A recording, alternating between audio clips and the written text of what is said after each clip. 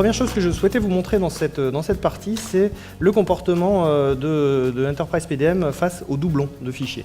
Donc je vais venir créer une nouvelle pièce SolidWorks. Alors là, je la fais par copie, ce serait exactement la même chose depuis SolidWorks. Je vais être averti dès la création du fichier qu'un doublon existe. Auparavant, je n'étais averti qu'à la mise au coffre de cette pièce, donc ce qui me laissait beaucoup de temps pour créer plein de pièces avant de m'apercevoir que peut-être il y avait plein de doublons dans ce que j'étais en train de réaliser.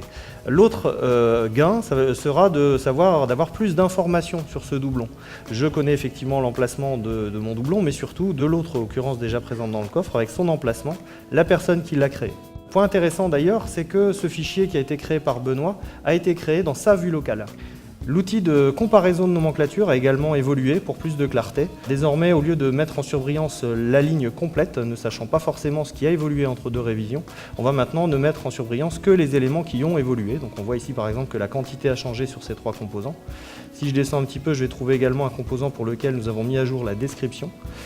Et également plus bas, un composant qui a été supprimé. La légende est rappelée en bas de l'écran pour éviter de devoir mémoriser toutes ces informations. Pour compléter donc ici ces nouveautés, je vais maintenant archiver mon fichier donc pour en créer une première version dans le coffre. Et je vais lancer un changement d'état donc pour demander l'approbation justement pour la création d'une nouvelle référence. Alors donc ici il y a deux changements d'état possibles. Je vais prendre celui avec approbation. Donc je vais demander l'approbation. Dans mon coffre, on a réglé cette demande d'approbation pour nécessiter la validation d'au moins 2 personnes dans le bureau d'études qui en compte 8. Donc j'en fais partie, donc je vais pouvoir auto-valider au moins l'une d'entre elles. Donc je vais le faire ici. Bien sûr, pour la suivante, j'aurai besoin de Benoît. Donc plutôt que de basculer l'écran, je connais son mot de passe. Donc voilà, je me reconnecte avec le login de Benoît puisqu'il n'a pas de mot de passe. Et je vais pouvoir donc valider ce fichier, auto puisque c'est moi, et valider le fichier. Donc, ça, c'est pas une nouveauté, on savait déjà le faire. Ce qui est nouveau, c'est dans la façon dont tout cela va être documenté. Donc au niveau de cette transition, donc on voit les différentes interventions que vous avez vues dans mes manipulations, mais il y a eu d'autres transitions qui se sont faites en arrière-plan. La nouveauté, c'est justement que ces transitions automatiques sont maintenant dotées de commentaires automatiques. Donc on va avoir vraiment un historique qui va être complètement commenté, on saura vraiment à quoi chaque étape correspond, ce qui avant n'était pas forcément le cas. On voyait des étapes automatiques, on ne savait pas forcément expliquer ce qui s'y était passé.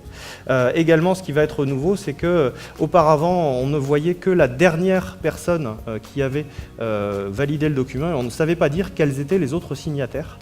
Donc maintenant, on va pouvoir avoir ce détail, donc que l'on pourra, par exemple, c'est le cas ici, indiquer dans la carte de données du document.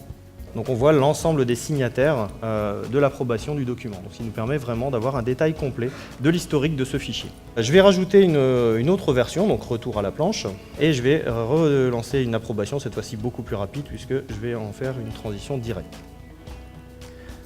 Alors, si on revient dans l'historique, on aura donc une nouvelle révision disponible.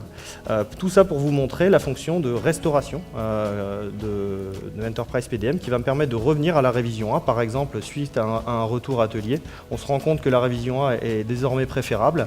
On va pouvoir revenir à cette révision et surtout, la nouveauté, c'est qu'on va pouvoir le commenter pour avoir un fichier complètement documenté. On saura le pourquoi du comment de cette restauration.